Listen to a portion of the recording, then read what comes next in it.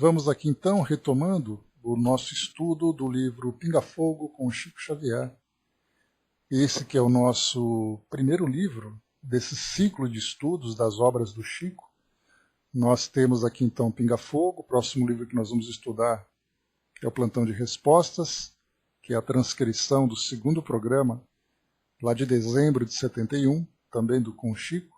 E depois nós temos aqui uma relaçãozinha de obras que são importantes da gente estudar, da gente conhecer.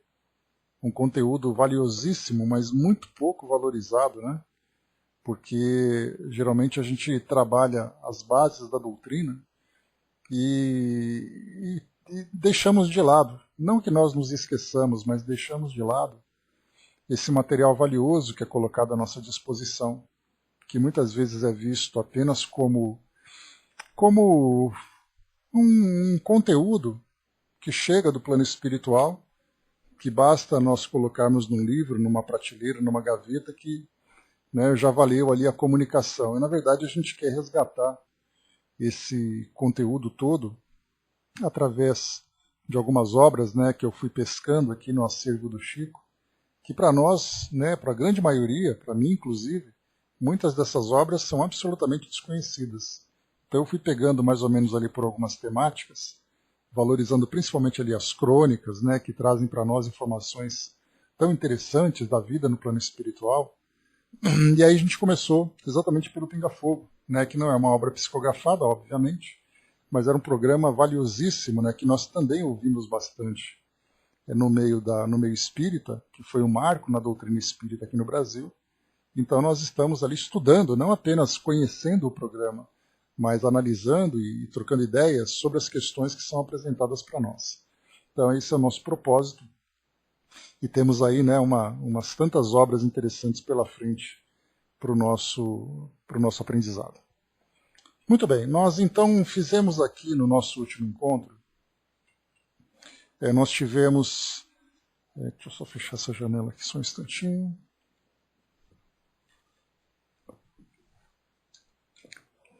Nós estudamos o capítulo anterior, que foi Mulher, Homem, Mulher e Reencarnação.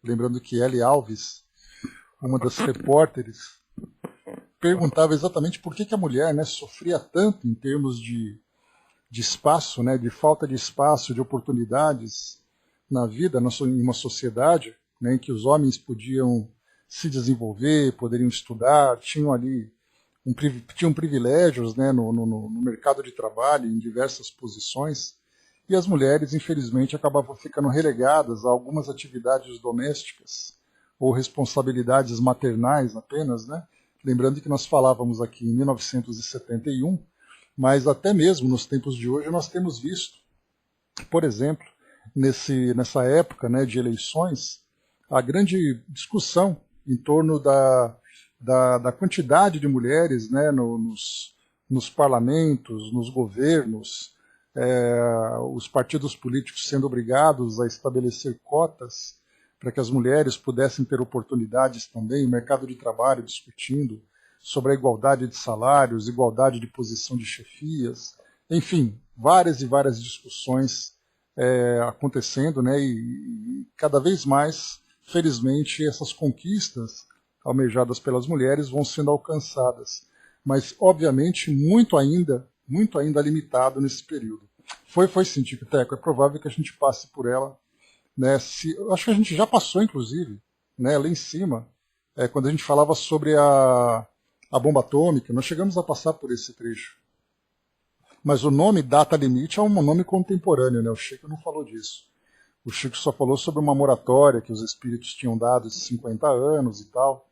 Então acho que foi hoje nós chegamos a falar sobre isso sim. Bom dia, Flávio. Quer ver? Deixa eu pegar o índice aqui. Nós estamos na página 38, para não esquecer. Nós já falamos aqui, por exemplo, sobre labaredas por toda parte, questões a esclarecer, dúvidas científicas, Chico Xavier, Rajada de Poesia, Pinga Fogo, A Profunda Serenidade, Aquário, A Era Maravilhosa Terá um Preço, que é a paz, Humildade e Certeza. Deixa eu ver mais aqui. os seus 400 autores, Kennedy, cremação, antigos filósofos, Augusto dos Anjos, sexualidade, Umbanda e tráfico negreiro. Eu acho que foi lá em cima, nessa era de Aquário, porque falava sobre as grandes potências, sobre a mudança e tudo mais, né? Mas de qualquer forma a gente vai ver mais para frente. É provável que a gente encontre aqui um texto mais claro a respeito desse assunto. Mas vamos lá. Então nós vimos aqui anteriormente, então na página 38, Homem, Mulher, Reencarnação. L. Alves fez essa pergunta, depois nós tivemos aqui também, ela fez duas perguntas na verdade. Aí Almir Guimarães, que era o apresentador, falou de uma senhora que se encontrava lá no auditório, que via alguns espíritos perto do Chico. Aí o Chico não tinha ali essa percepção, porque a sintonia dele estava ali exclusivamente direcionada para Emmanuel e também para os espíritos assistentes ali daquele trabalho, então ele não poderia desviar a atenção para outros espíritos ali presentes que certamente teriam. Depois Almir Guimarães trouxe também ali aquelas perguntas sobre Kennedy, De Gaulle, Stalin e Churchill. Falamos um pouquinho sobre esses líderes também.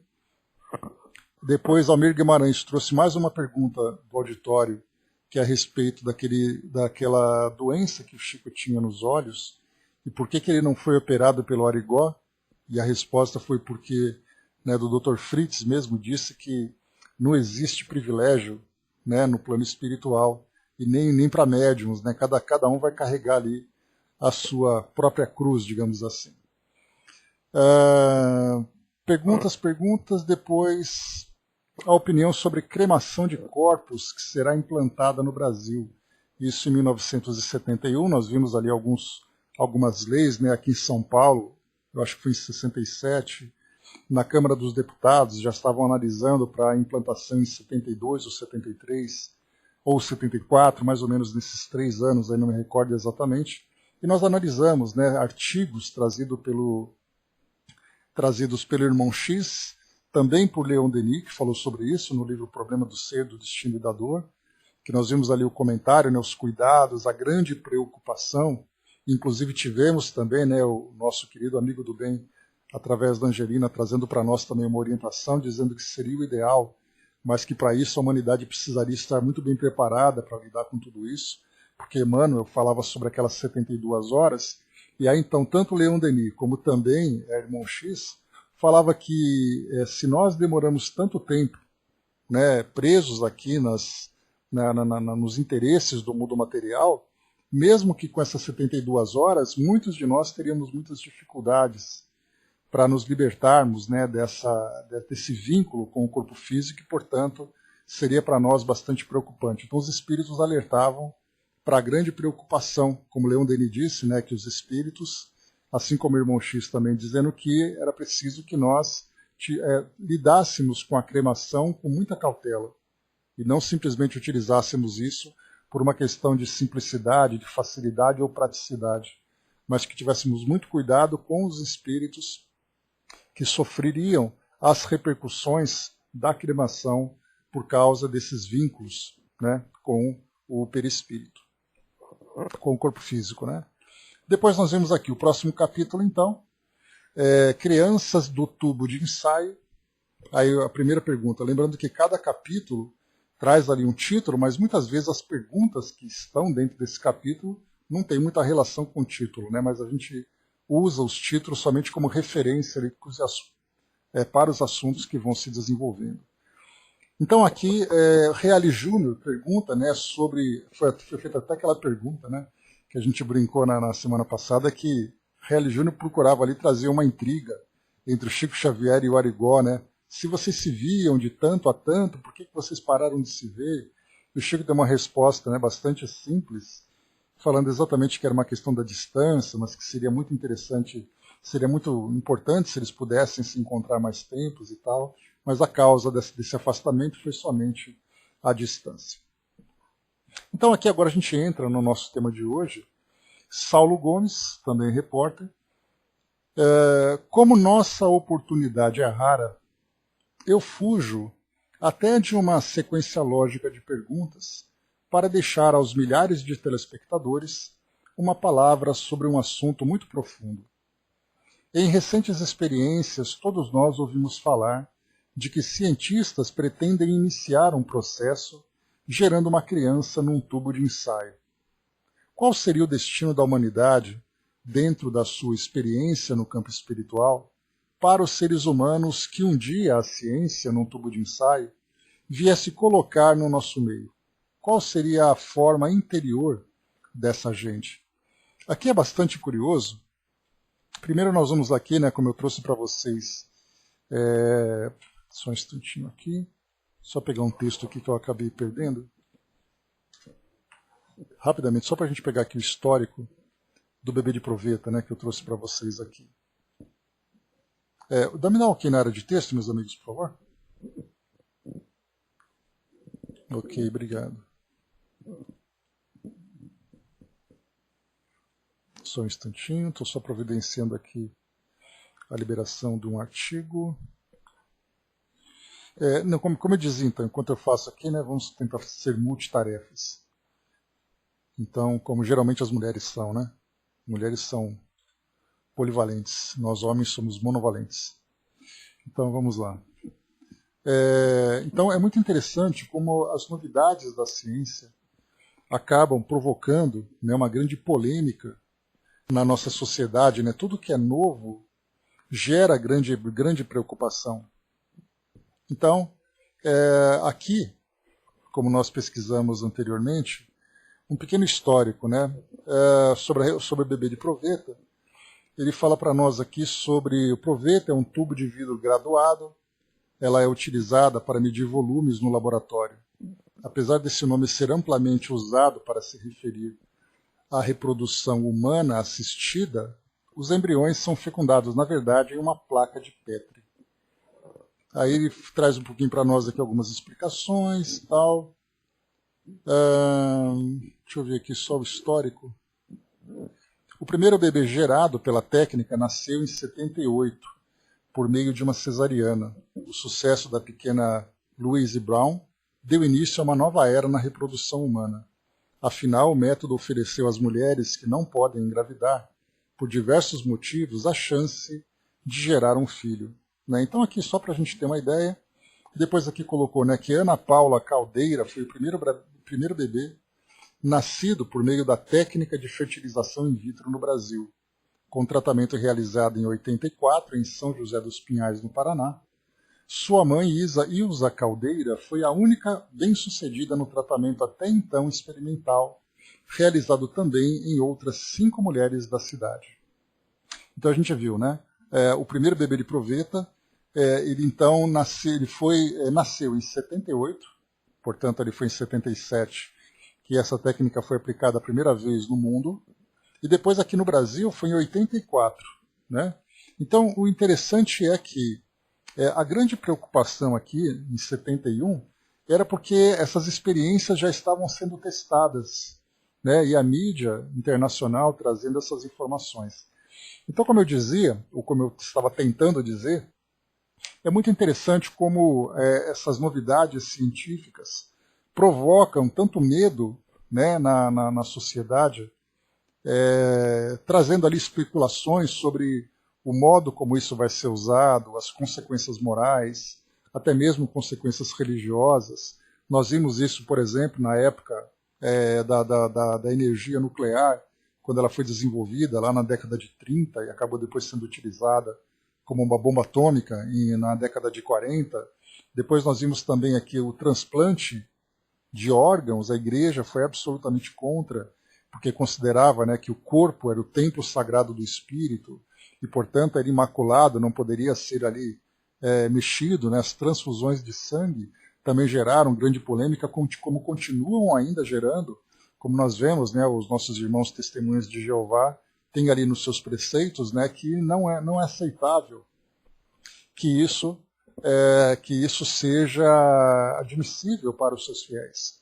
Né? E da mesma forma nós temos também aqui o bebê de proveta, que também na época foi uma grande polêmica. A cremação, a própria cremação de corpos, quando ela então era discutida, a igreja também dizia que era absolutamente contra isso, que seria ali uma violação, uma blasfêmia, né, contra os princípios divinos.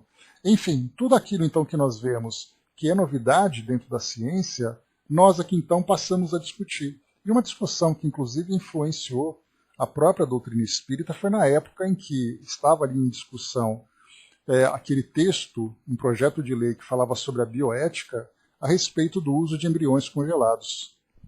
Então, se havia espírito vinculado ao embrião congelado ou não, a gente chegou a falar sobre isso também, né? Se esses embriões congelados, as células-tronco poderiam ser utilizadas para regeneração de tecidos, né? Então, essas discussões são sempre muito calorosas, muitos protestos, né? Então nós vimos ali na frente da Câmara dos Deputados e também na frente do Tribunal, do Supremo Tribunal Federal, onde essa lei estava sendo discutida, né, sobre a constitucionalidade dela. Então nós tínhamos ali segmentos da ciência, segmentos da sociedade e segmentos religiosos. Então a ciência argumentava sobre a tecnologia que se encontrava à disposição e a possibilidade de utilizar essa técnica para gerar essas células. A sociedade, de um lado, tinha ali pessoas que poderiam utilizar esses embriões congelados, né, para tratarem de doenças degenerativas. Muitos pais com crianças que sofriam ali com doenças que até então não, continuam sendo incuráveis, e as células-tronco poderiam ser utilizadas. Outros segmentos da sociedade mais ligados com as religiões, por exemplo, né, a católica e evangélica principalmente, que eram as duas grandes, os dois segmentos religiosos que mais se manifestaram contra o uso de embriões congelados, exatamente falando sobre a alma, sobre o espírito e tudo mais, né? Então, e a doutrina espírita também trazendo a sua contribuição, com a opinião ali da Federação Espírita Brasileira, mas por outro lado, dentro do meio espírita também, um debate contrário a isso. Então nós tínhamos espíritas que aceitavam, espíritas que não aceitavam, até que tudo ficasse bem discutido, bem definido, né? Então, enfim, muita coisa ali para se discutir. A Cidizinha lembrou aqui do aborto, também era um outro tema problemático, dramático, e continua sendo dentro da sociedade, né?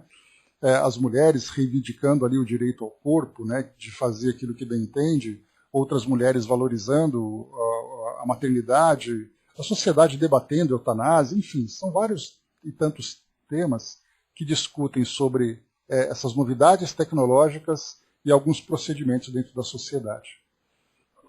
A Cidizinha colocou, né, mas existem realmente consequências espirituais nesse caso?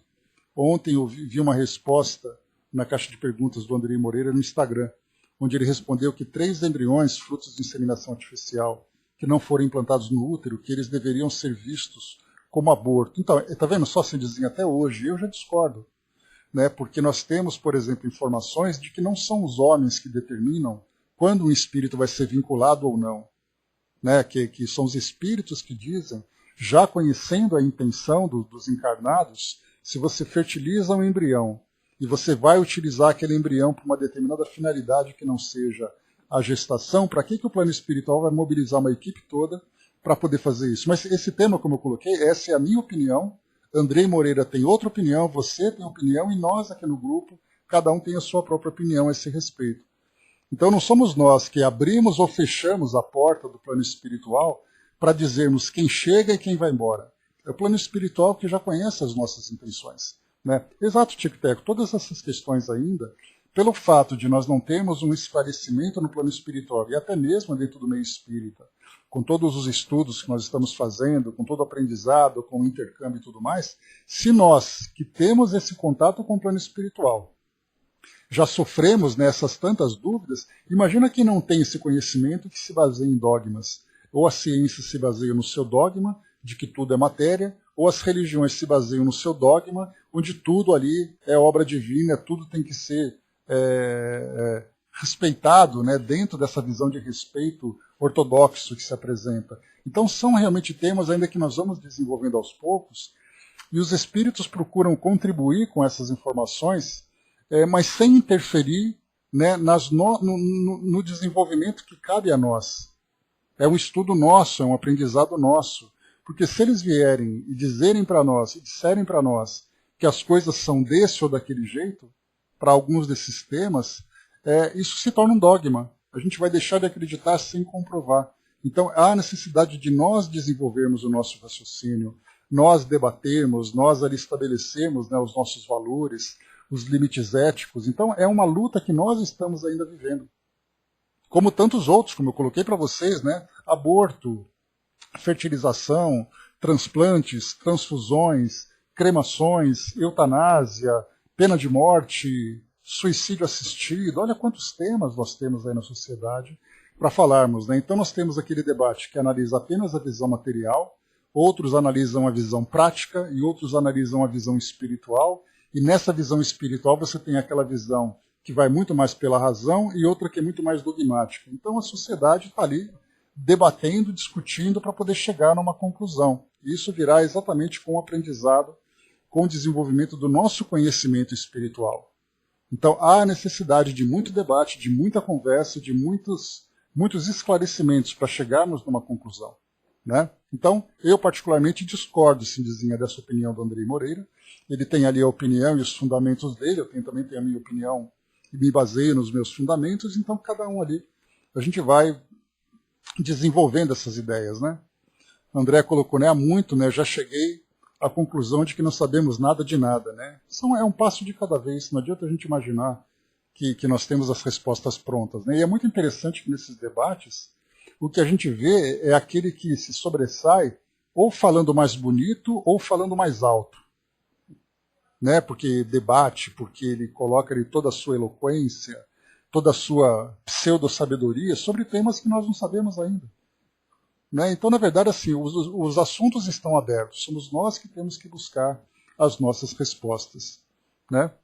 Exato, Braz, né? Então ali, né? Não, porque no livro dos Espíritos tem aquela resposta, né? Então, quer dizer, você pega aquela resposta, adapta ali a sua conveniência e utiliza aquilo como sendo o seu argumento, como se estivesse num tribunal defendendo a sua opinião.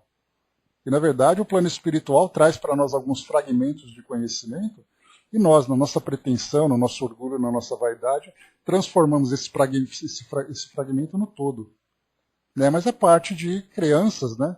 Crianças orgulhosas, crianças querendo aprender, né? Eu estranho porque a gente aprende que a reencarnação é plantada e como a espiritualidade prevê as coisas com certa antecipação, seria um trabalho perdido ligar um espírito a um embrião que ela já sabe que não vai vingar, né?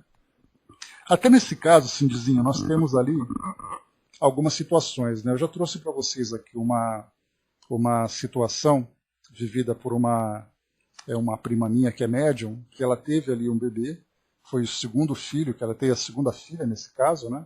Teve a primeira, depois teve essa segunda e depois teve um terceiro. Essa segunda, ela teve ali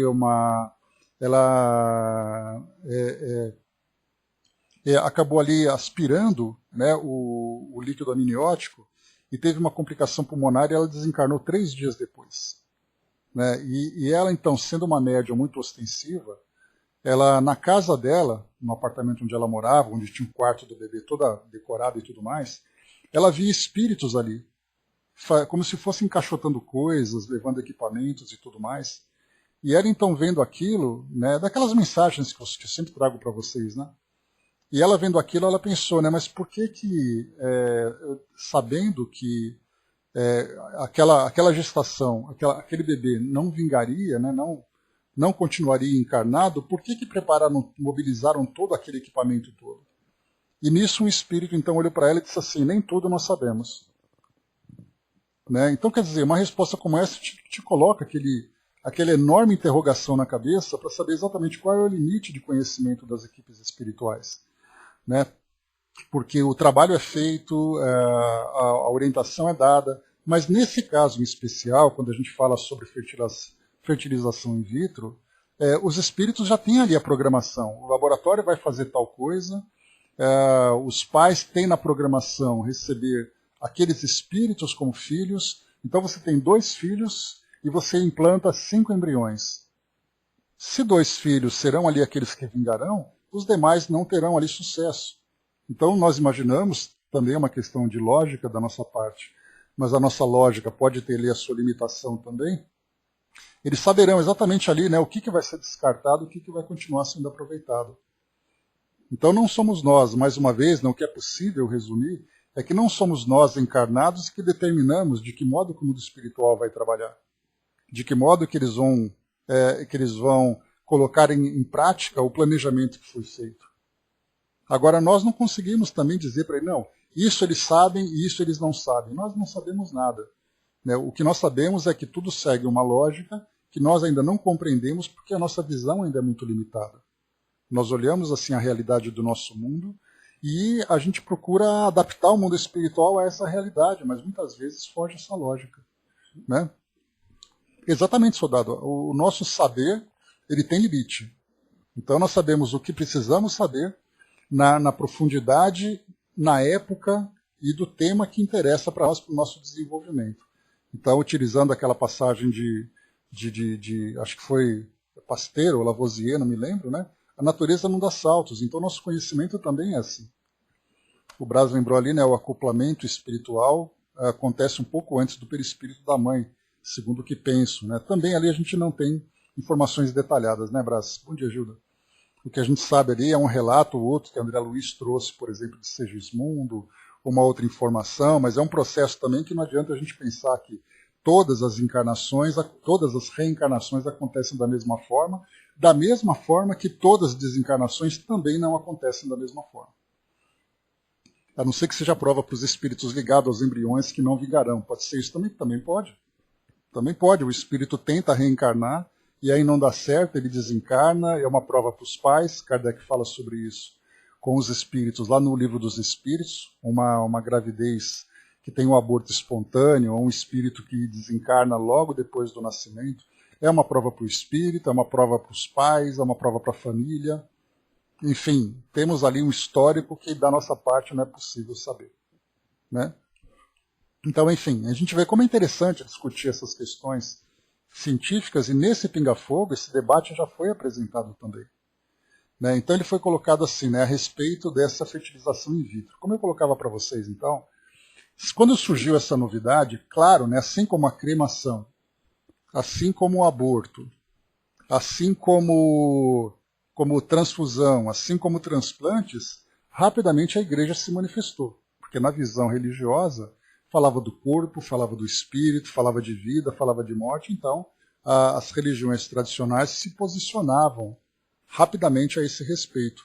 Quando surgiu esse assunto, como pode, né, fugir de uma fecundação natural e você fazer uma fecundação numa plaquinha, num tubo de ensaio, né, nesse tubo, nessa proveta?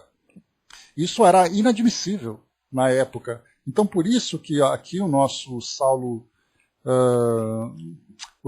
Gomes fez aqui a pergunta então ao Chico, para saber exatamente qual é a posição da doutrina diante disso. Qual seria o futuro da humanidade com essa técnica de fertilização in vitro? Cada vez mais acho a vida parecida com um jogo de xadrez, né? Infinitas escolhas e possibilidades. Claro, porque é aquilo que a gente sempre lembra, né? Quando um espírito reencarna, e ele traz na sua bagagem um planejamento reencarnatório, tem ali existências e mais existências, envolvendo circunstâncias, personagens, decisões. Tudo isso foi computado. Então não é simplesmente uma conta 2 mais 2 igual a 4. Ali você tem x mais y elevado ao cubo, raiz quadrada de não sei o quê, para você formar uma equação para poder colocar aquele espírito naquele contexto, naquele momento, naquelas circunstâncias e naquelas condições. Então é uma equação muito complexa que nós acreditamos que é tão simples assim, porque nós lemos meia dúzia de questões ou textos e achamos que já desvendamos todos os mistérios do universo. Né? Dá para a gente imaginar, por exemplo, o planejamento que foi feito, o cálculo que foi feito para a reencarnação de Jesus, por exemplo. Fora cálculo integral ainda, né? Pois é, tudo tende ao infinito e nós achamos que sabemos aquela resposta x é igual a 5, né? E não é. Então imagina a programação reencarnatória de Jesus, como ela foi elaborada, todos os cálculos e possibilidades que foram analisadas para um espírito dessa envergadura reencarnar entre nós. Só de vermos ali, por exemplo, né, a reencarnação de Kardec e todo o planejamento do plano espiritual, com a estrutura, com o objetivo e a missão que ele tinha, tudo que foi analisado, o tempo que teve de planejamento para que tudo viesse da forma certa, quem veio antes, quem viria depois, quem viria naquele mesmo momento, quem reencarnaria, quem não reencarnaria, o momento ali que a gente está estudando na história do Espiritismo, o contexto do Iluminismo, do positivismo, tudo foi calculado. E o espírito, quando reencarna, embora ele não tenha uma missão dessa proporção, ele tem ali apenas a sua missão pessoal, a sua missão familiar, uma missão social que diga respeito apenas ali à sua necessidade evolutiva, até isso os cálculos são complexos. E não adianta a gente querer imaginar as coisas com simplicidade porque elas não são. O soldado colocou, né, a natureza contém inúmeros fatoriais, né, que somados, considerados são apenas calculáveis com toda a nossa capacidade cerebral que é subutilizada. Né? Ainda tem coisas, nós podemos calcular aquilo que nós sabemos e além daquilo que nós não sabemos. Então ficam aquelas incógnitas, né? É você tentar resolver um cálculo sem saber a fórmula certa para poder resolver. Ramatiz arriscou um livro, que esqueci o título, Anatomia Molécula do Espírito.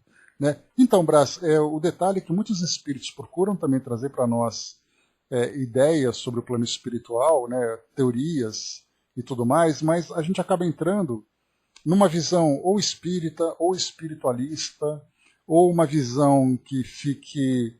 é sua opinião pessoal. Então, enfim, né? Anatomia molecular do espírito. Né? Então, assim, acaba tendo essa dificuldade. Mas vamos lá. Então, eu dizia para vocês que tudo que é novidade acaba causando esse espanto. Né? Então, só para a gente poder ler aqui rapidamente, novamente, a pergunta do Saulo Gomes.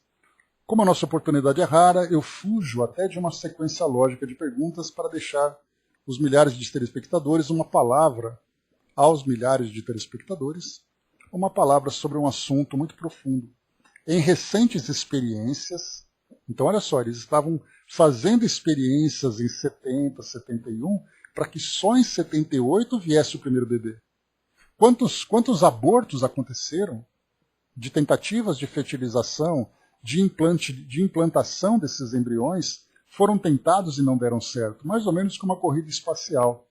Antes de mandar o homem para o espaço, Gagarin, por exemplo, lá da União Soviética, imagina quantos foguetes explodiram e quantos homens desencarnaram, morreram através das explosões na tentativa de fazer a coisa funcionar. E a gente acha que botou o cara no foguete, o foguete ali teve a ignição dele, ele foi para a Lua e pronto. E a gente esquece de tudo que aconteceu antes, de quantos testes aconteceram. Basta a gente lembrar daqueles vídeos que falam sobre a história da aviação, quando o homem não tinha ainda noção, né, da aerodinâmica, de todo aquele processo, né, os homens batiam asa, saltavam de cima de edifícios, quantos homens se borrachavam e morreram com a tentativa de entender o processo do voo. E aqui é a mesma coisa. Quando as experiências de fertilização in vitro iniciaram, quantas e quantas falhas, quantas frustrações foram registradas até chegar numa fecundação bem-sucedida. Né? A mesma coisa, né, no caso dos animais que também fizeram as experiências, as cobaias, tudo isso foi analisado.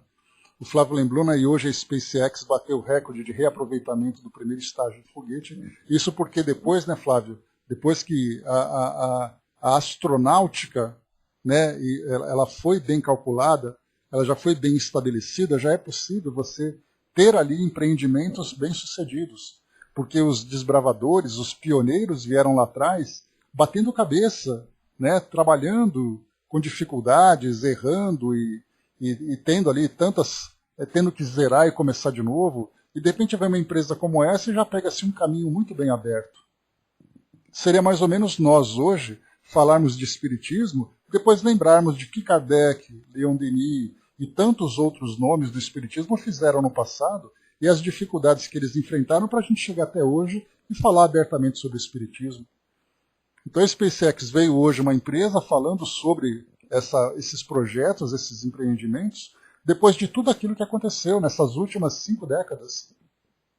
Né? Desde na Segunda Guerra Mundial, quando surgiu ali, né, o primeiro foguete, né, o avião com foguete ali e tudo mais, o avião a jato, né, daquele jato até chegar na Lua, e para chegar até hoje, olha quanto tempo aconteceu. São mais de 80 anos de experiências. Né, Dudu trouxe para nós aqui, né, mensagem dos nossos amigos do plano espiritual. Bom dia, professor. Nós também, meu amigo, como já perceberdes, nos limitamos a alguns assuntos relevantes e importantes ao nosso aprendizado, mas são processos reencarnatórios que ainda o grupo que estuda não pode se comprometer a dar a sua opinião aqui, mas só possamos, né, discernir o que ouvimos e manter-nos ainda no silêncio dos nossos pensamentos, não colocando ainda aqui as nossas opiniões e as nossas deduções com relação ao estudo inclinado agora a vocês e a nós. A permissão ainda é restrita e respeitamos tudo que nos é trazido dentro do que é estabelecido nesses dias de muita reflexão através desses estudos diários, né? É o que a gente se lembra. Muito obrigado pela colocação, que é perfeita, como já nós tivemos anteriormente, né? Aquele assunto que nós falávamos sobre os ovoides, por exemplo, vocês se lembram? Né? E a gente aqui cheio de curiosidade, tentando entender como é que é o processo em que o espírito tem ali passa por aquele processo, né, de constrangimento para chegar ali como ovoide, e a resposta foi, né, nós temos ali uma visão, um conhecimento que a gente não pode dar agora. Né? Ou seja, porque nós ainda precisamos desenvolver um raciocínio basilar, um raciocínio inicial, para entendermos depois esse tema mais complexo. E no caso que nós vemos aqui da reencarnação, como nós estamos falando agora, de todos esses temas, né, como os nossos irmãos ali trouxeram para nós, certamente ali eles têm ideias, têm pensamentos, têm ali conhecimentos que não é possível simplesmente trazer para nós aqui agora. Nós precisamos construir o nosso raciocínio. E o plano espiritual sabe disso. E não apenas conosco aqui agora, mas imagina, por exemplo, as perguntas para Kardec, as perguntas que Chico fazia. Porque a gente imagina que o que Kardec, por exemplo, ou o que o Chico, o que os dois publicaram, foi tudo aquilo que o plano espiritual passou. Provavelmente aquilo foi 40%, 30% do que eles receberam, porque os demais foram tão restritos, dizendo, olha, a coisa funciona dessa forma, mas você não pode publicar isso. Podem ter certeza que isso aconteceu. Naquelas confidências ali, naquelas reuniões mais íntimas, né, em que Kardec, através dos médiuns, recebia ali as informações dos espíritos. A mesma coisa com o Chico, através ali das confidências com os espíritos diretamente, dizendo, olha, tal coisa funciona assim, mas guarda para você. Né? Então, assim, o que os espíritos amigos aqui trouxeram para nós agora foi isso, né? Imagina eles ficarem se coçando para dizer alguma coisa, né? A coisa não é assim, a coisa pode ser de tal coisa, mas as restrições estão ali, os limites estão impostos. Porque nós ainda estamos aprendendo esse início, né? Esse começo de compreensão desses temas. O Flávio colocou, né? Viram só? Vamos aprendendo pouco a pouco, e quanto mais aprendemos, descobrimos que mais temos que aprender, né? Tudo que sei aqui nada sei, né, Flávio? Já é um bom começo para nós. Né? A Chaconete colocou, né? Esse aprender não tem fim, nunca saberemos tudo. Né? E não mesmo, né? Então, obrigado pela orientação, que ela é absolutamente pertinente para nós, né? Sejamos pacientes, mas ao mesmo tempo sejamos dedicados. A gente não se acomoda com a falta de saber, mas a gente tem que saber também o momento das coisas virem para nós. Então, tudo vem no seu tempo, e nós já estamos aqui num ótimo caminho que esse intercâmbio proporciona para nós. Quantos grupos espíritas gostariam de ter esse privilégio que nós temos hoje? E mesmo com esse privilégio, tudo é limitado. Tudo vem no seu tempo. Né? Nem ela é tic-tac. Né? Mesmo sendo raciocinada, a fé continua sendo fé. E a fé é muito subjetiva. E a nossa fé também é muito limitada. Então vamos lá, meus amigos. Chegando para nós aqui, então, a resposta, né? Dudu colocou também, né? Trouxe para nós também, né? Somos estudantes assim como vocês, aprendendo e diluindo coisas boas ao nosso aprendizado. Ao nosso aprendizado, continue assim, né? Dedicados, né? E compreensivos também. Né? Certamente a gente gostaria de desvendar o mundo espiritual, né? Devassar o invisível, como lembra Dona Ivone para nós, através desse contato, mas nós sabemos, né, que tem que abrir, a cortina tem que ser aberta aos poucos, senão ela acaba ofuscando os nossos olhos, né, como lembra ali, Kardec, né? Tudo no seu tempo. A Gene lá lembrou, né, não amadurecemos para determinados assuntos, pois os conceitos na Terra são mais materiais por enquanto. Verdade, Angelina. Perfeito. O Hermes lembrou, né, quando aprendemos algo, nossa mente se abre. Nessa abertura, abre-se uma luz em nossa compreensão e faz com que venhamos a buscar algo adiante, né?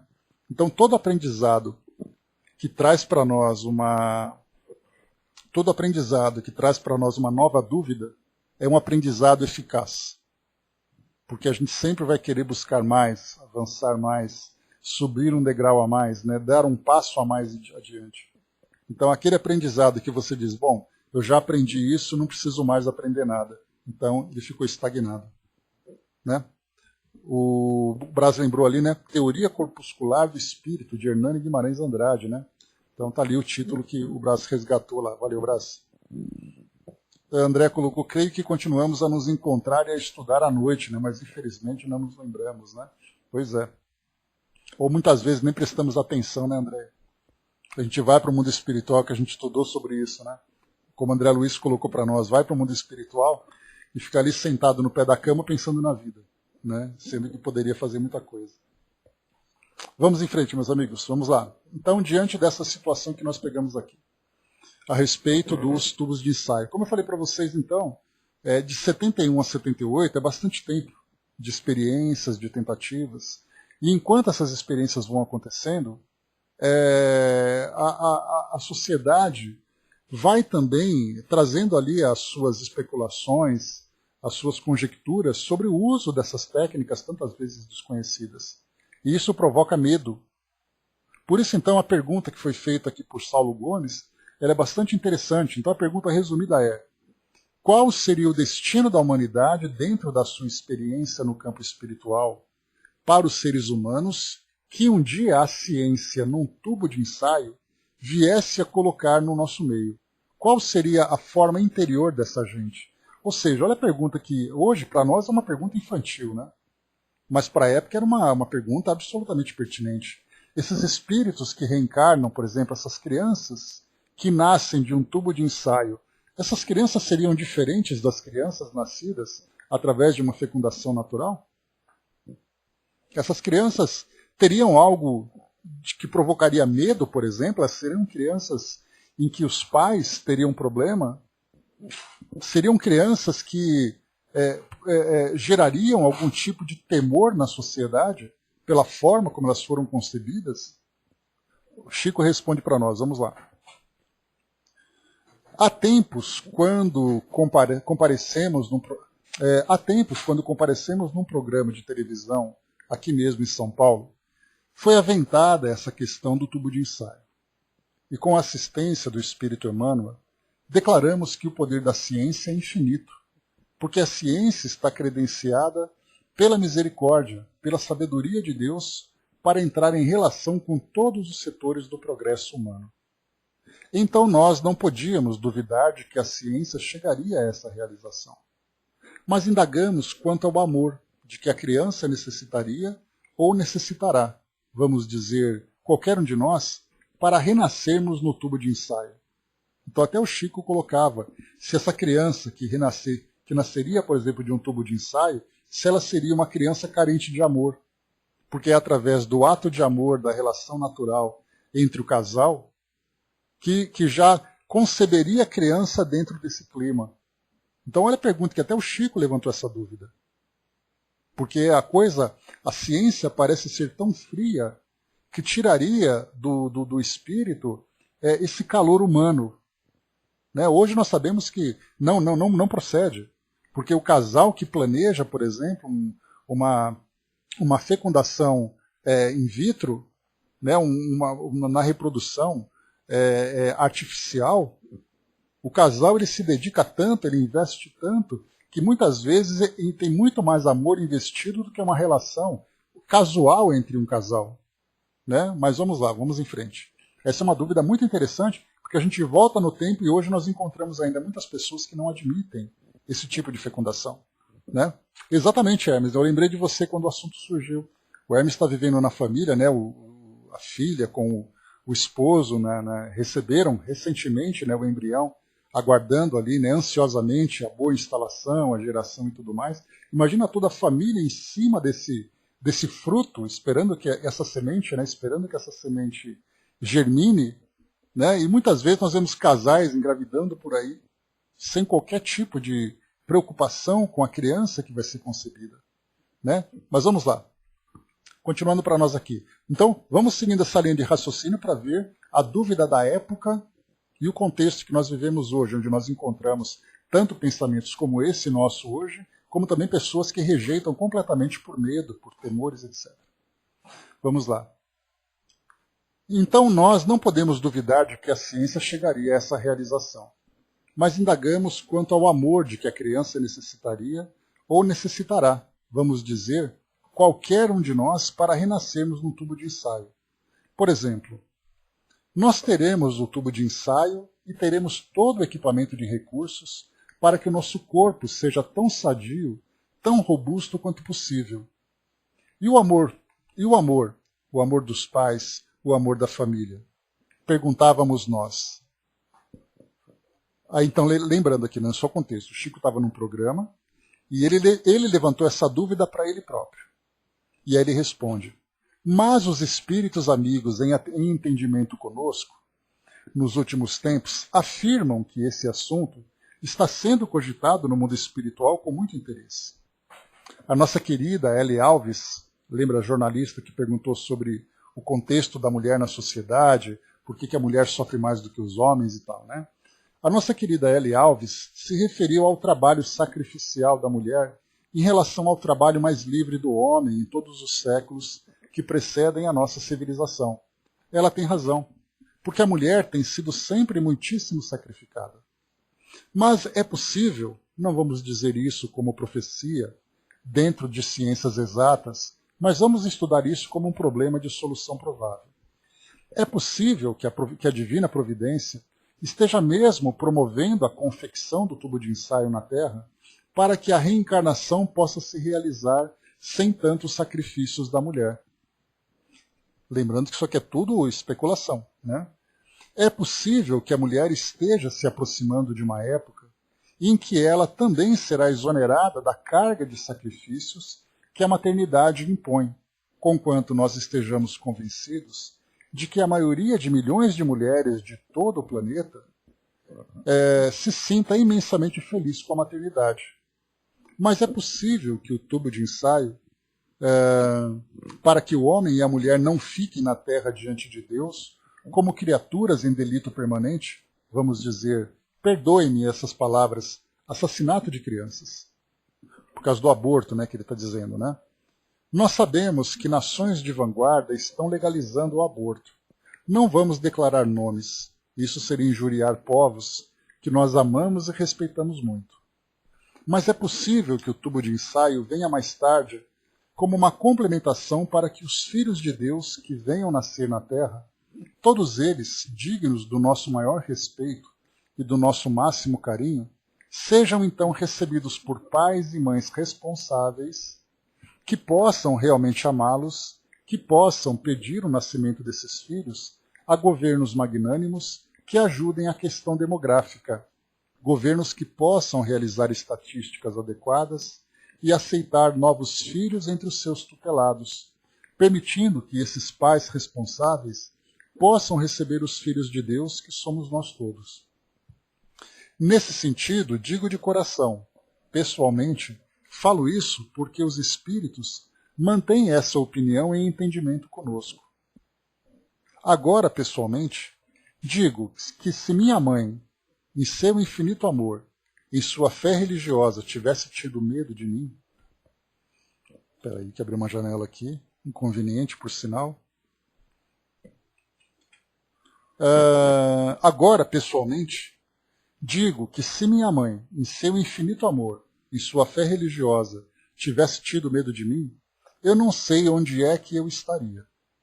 Então aqui, o que nós vemos nessa resposta é o medo que se tinha naquela época, o temor que se tinha naquela época, a respeito das crianças que seriam geradas a partir de um tubo de ensaio, a partir de uma proveta, na verdade uma placa, né?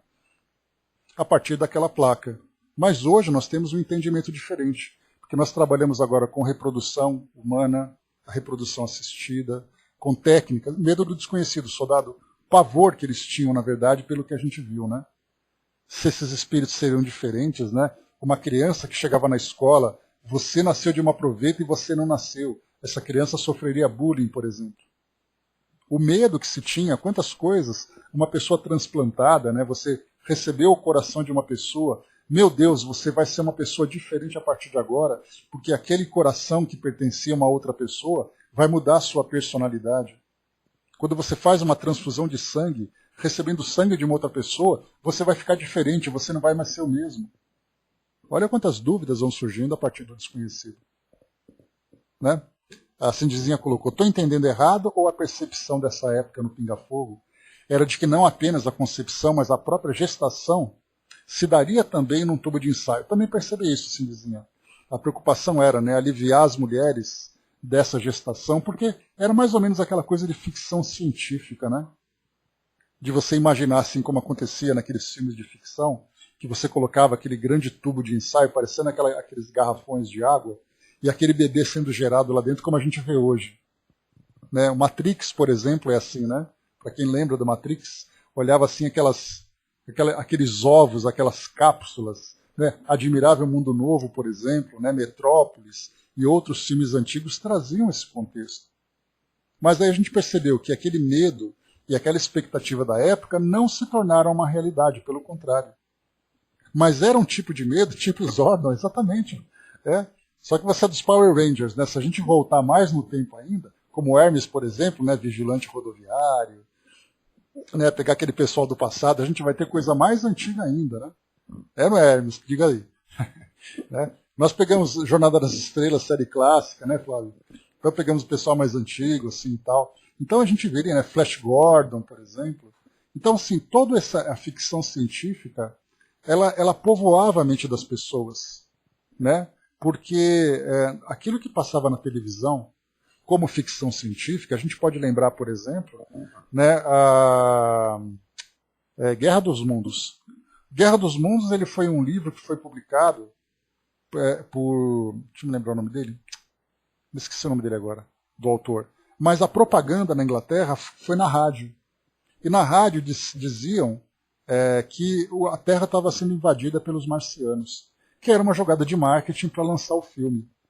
Né?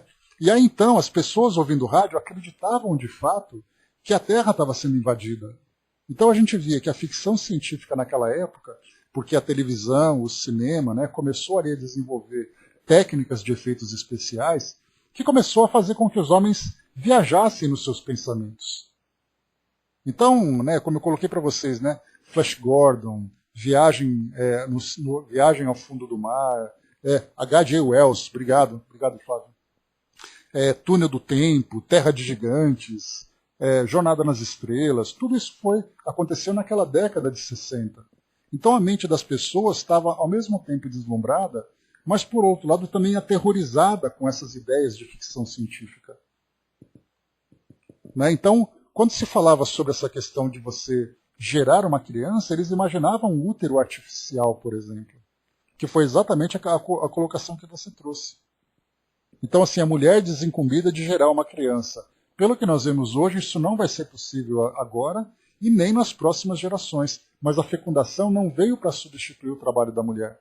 Pelo contrário, a ciência veio trazer para os casais que não conseguem ter filhos, substituindo ali as deficiências orgânicas para a fecundação natural, uma possibilidade de atender ao desejo da paternidade e da maternidade. Né? O Flávio colocou na versão mais nova de Guerra dos Mundos, é interessante, né? Os de fora vieram para proteger o planeta dos homens. Né? Cada época no seu contexto. Né? Primeiro era a Guerra Fria, depois a gente veio com o meio ambiente sendo agredido, aí nós tínhamos ali a guerra nuclear. Então, cada época, os filmes vão trazendo ali as novidades do momento. Né? Mas a gente vê que é interessante estudarmos, percebermos, né, dentro do estudo doutrinário, perceber que o conhecimento ele vai se desenvolvendo gradualmente. O pensamento ele vai recebendo informações, processando essas novas ideias, chegando a novas conclusões, mudando dogmas, quebrando paradigmas. E assim vai, né, gradualmente alcançando essas novas informações. E ainda temos muito, certamente, a desenvolver ainda. Então, o grande medo que nós tivemos na atualidade, por exemplo, foi exatamente a utilização de embriões congelados, como eu falei para vocês. Ele seria o prenúncio de um aborto? Tem espírito, não tem espírito? Essa é a nossa dúvida contemporânea. Na época deles, a dúvida era outra. E hoje nós temos essas dúvidas.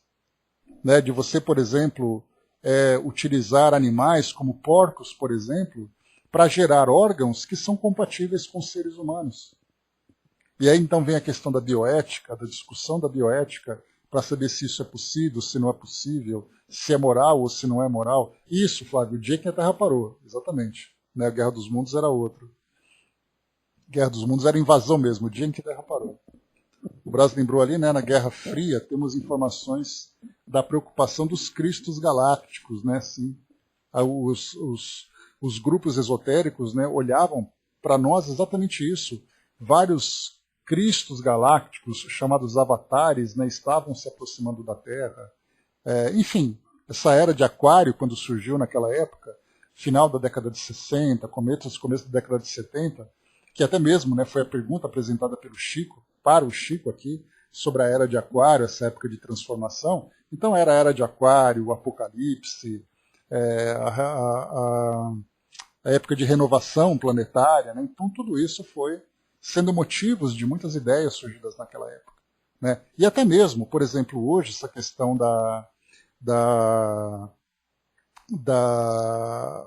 fecundação in vitro, mas do uso de embriões, eu até separei para vocês aqui um pequeno artigo. Deixa eu pegar aqui rapidamente. Ele é da Gazeta do Povo, só para vocês verem, é um assunto contemporâneo, hein? Ele foi um artigo que fez agora, ontem inclusive, ele fez um ano, foi dia 30 de novembro de 2019. O título é Bebês de proveta podem ser gerados para servir como medicamento? Porque o artigo diz assim, soa como roteiro de filme de terror a ideia de se produzir embriões em laboratório, pensando exclusivamente na geração de um bebê que venha a ser doador de células para tratamento de um irmão doente. Porque muitas vezes uma criança que tem ali uma determinada patologia, ela precisa receber células-troncos compatíveis. E essa compatibilidade viria exatamente dos irmãos. Então muitas famílias engravidariam para utilizar esse embrião para a coleta de células, fábricas de órgãos. Por exemplo, né, o Tico Teco, também filmes que foram, né, Gattaca é um filme que falava sobre isso, né? Então, isso era um objetivo de uma gravidez terapêutica para quem já estava vivo. Também é um debate moral e ético, moral, bioético e ético dentro da nossa sociedade. Mas é isso que propõe o projeto de lei tal de 2017 do deputado Carlos Bezerra de Mato Grosso, que voltou a ser discutido depois de 2 anos parado na Comissão de Seguridade Social e Família. Na justificativa, o deputado alega a necessidade de se regulamentar algo que já vem sendo feito pelas clínicas de fertilização in vitro, tendo apenas uma norma do Conselho Federal de Medicina. Ele coloca assim, né? Pais de filhos com doenças incuráveis que têm condições financeiras para bancar os custos do tratamento passaram a buscar clínicas de reprodução assistida para produzir e escolher embriões sem os genes da doença, a fim de gerar um bebê que possa ser fornecedor de células-tronco para o irmão doente. O transplante de células-troncos saudáveis, geneticamente compatíveis, é a única esperança de cura, até o momento, para muitos pacientes de leucemia e de algumas doenças degenerativas. Há considerações éticas e morais que estão postas à discussão agora que os deputados foram desafiados a se debruçar sobre o tema.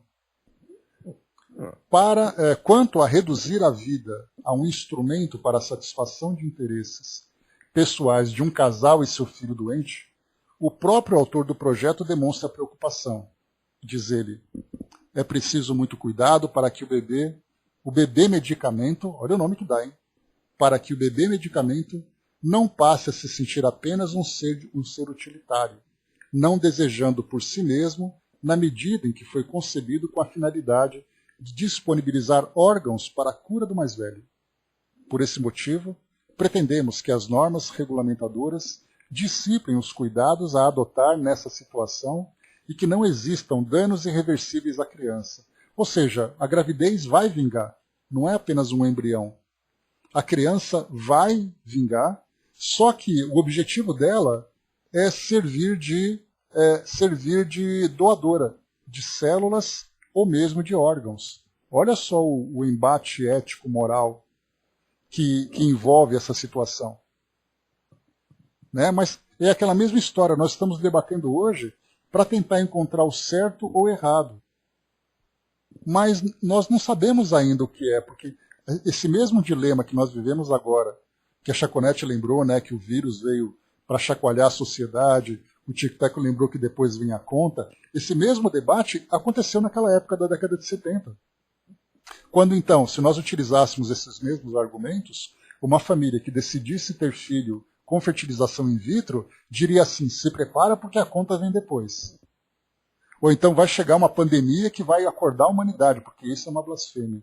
Percebem que de época em época a gente vai levantando situações, temas que trazem para nós grandes debates? Então é muito interessante perceber a evolução do raciocínio humano, o entendimento dessas questões éticas e morais, mas elas ainda se tornam muito difíceis pelo fato de nós não levarmos em conta o elemento espiritual. Porque enquanto você olha apenas na matéria, você pode construir e destruir matéria à vontade. Mas quando você coloca o elemento espiritual, muda completamente esse raciocínio.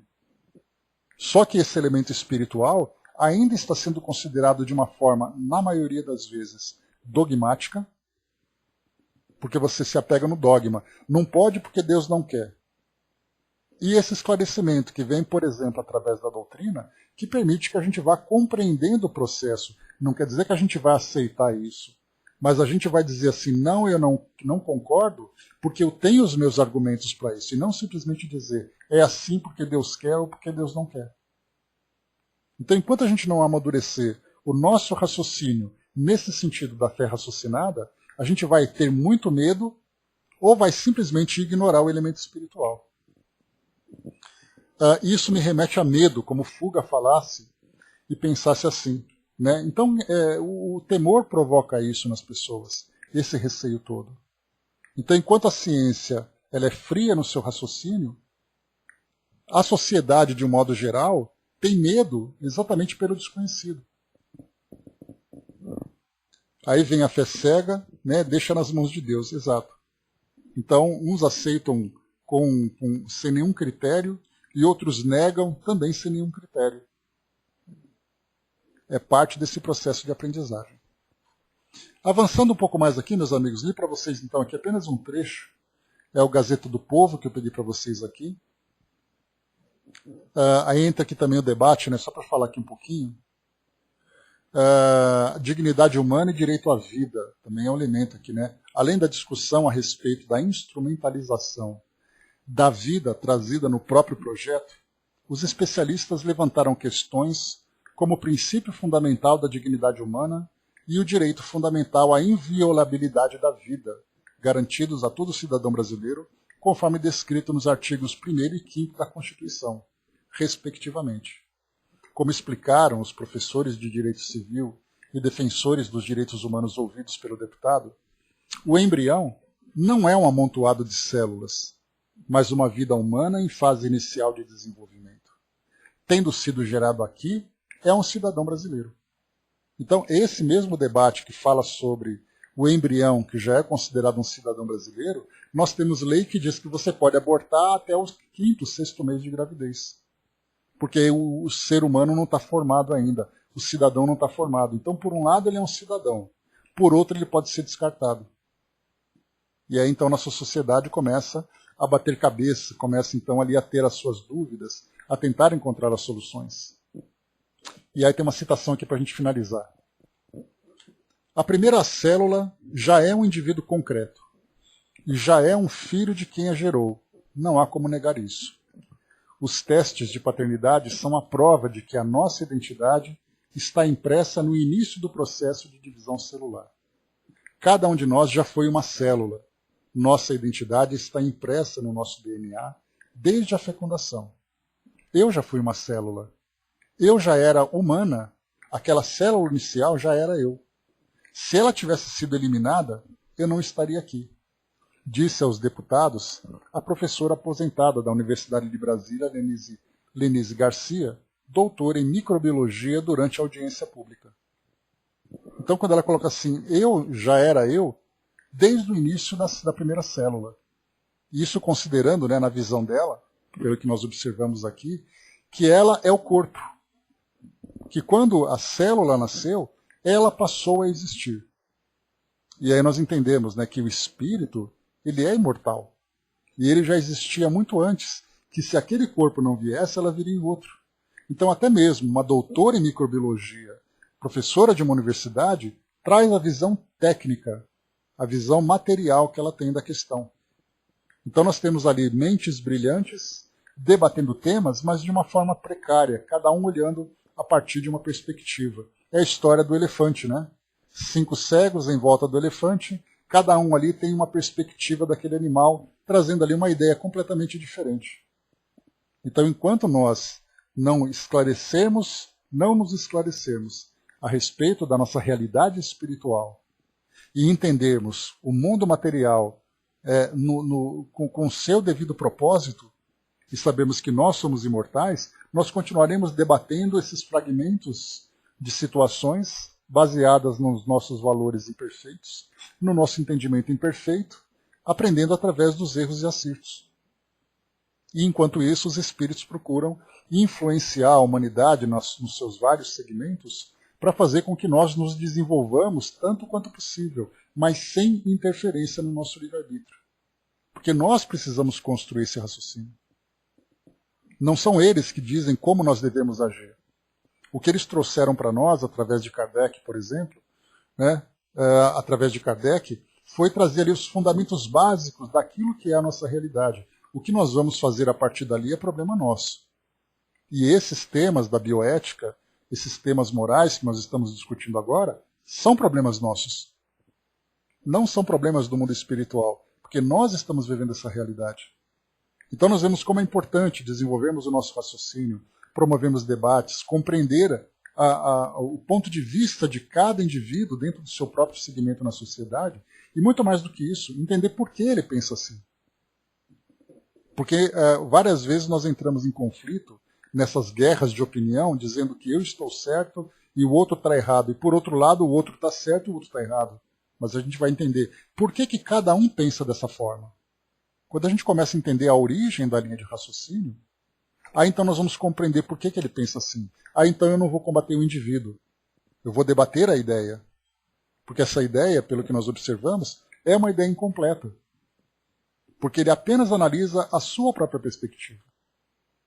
Então, meus amigos, né, eu tinha preparado esse tema para a gente passar de uma forma tão rápida, porque eu imaginei que a gente não fosse se estender tanto nela, né? Mas a gente vê como é importante, né, o que se pensava naquela década de 1970, no começo daquela década, o que nós pensamos hoje, já na segunda década, né, quase na terceira década do século XXI, o que se pensará daqui a 5 décadas a respeito desses temas, de que forma que nós vamos abordar cada um deles. Alguns temas já vão se desenvolvendo. O caso, por exemplo, do aborto, né? O aborto ele é legal no Brasil quando você tem um caso de anencefalia, ou má formação grave, você tem o caso de estupro, ou você tem o caso de risco para a vida da mulher. Esses são os 3 temas. Daqui a 50 anos, será que esses temas ainda estarão prevalecendo na nossa Constituição e na cultura da nossa sociedade? A questão da pena de morte, que ela vem sendo abolida, mas nós encontramos países e regiões do planeta, de um modo geral, né? Regiões do planeta onde essa medida é uma ação absolutamente prática, pragmática. Se não serve para a sociedade, nós eliminamos. E aí nós vemos então que todas essas medidas, a questão da eutanásia da mesma forma, né? Se a eutanásia traz para nós sofrimento, se não traz sofrimento, se é uma medida conveniente, se não é conveniente. até mesmo a respeito da cremação, que parecia para nós um tema absolutamente definido, prático. Quando a gente começa a olhar para o mundo espiritual, já vem aquela coisa, não é bem assim. Temos que analisar elementos, informações que nós ignoramos ainda. Então, daqui a 50 anos, com a evolução do pensamento humano e com a espiritualização da nossa sociedade planetária, nós mudaremos muitas opiniões nossas. E aí então a gente vai olhar para trás e dizer, você se lembra quando aquela geração antiga pensava dessa forma? O medo que se tinha, ou as decisões erradas que se tinham na época? Fechando por aqui, pessoal. Saindo por aqui também, Flávio. Vai com Deus, querido. Deixa eu ver aqui, o Brás colocou, né, estando do lado da lógica, da razão e do bom senso, sempre nossas opiniões são seguras, né? Resta esperar o tempo com o seu advogado, né? Pois é. Então, como seu advogado. Então é isso aí, Brás, é o tempo que vai mostrar. Mas, infelizmente, nós não podemos, né, eliminar o elemento passional do ser humano. E o elemento passional, principalmente no que diz respeito ou à ciência ou à religião, nós somos absolutamente apaixonados e fervorosos. Defendemos com unhas e dentes. Então nós não podemos simplesmente dizer que a razão pode prevalecer. Pelo contrário, a razão é a que mais sofre nesse caso. Por mais racional que os indivíduos pareçam ser. A Angelina lembrou aqui, né? Lembrei que ontem acordei puxando meu cabelo e senti muita dor. Né? Voltei ainda segurando um monte de cabelo. Pois é, né? Nunca se sabe o que acontece durante as nossas noites. Né? Então é isso aí, pessoal. Né? O soldado lembrou, né? A imaturidade é racional e emocional por vezes. Eu colocaria na maioria das vezes. Que é exatamente essa situação que nós vivenciamos. Essa pseudo-sabedoria que nós temos, mas na verdade é apenas a nossa imaturidade ainda. Crianças inteligentes, né? E uma criança inteligente não quer dizer que ela seja sábia. Ela é apenas inteligente. Fechando por aqui, meus amigos, o nosso estudo de hoje, então. O nosso próximo tema, o próximo capítulo que nós temos aqui. Trabalho de cada um. Reale Júnior vai trazer para nós, nessa próxima pergunta, a respeito da participação da Igreja Católica nas questões políticas e sociais daquela época, da década de 1970. Vai ser um tema bem interessante da gente analisar, e ele pergunta aqui o que o Espiritismo tem feito nesse sentido de se envolver com questões da nossa sociedade. Isso lembrando, né, que nós falamos aqui de 1970, portanto, nós vivíamos ali aquele tempo de exceção, né, em que os governos militares estavam ali presentes, aquela ideia da influência comunista, da época da Guerra Fria.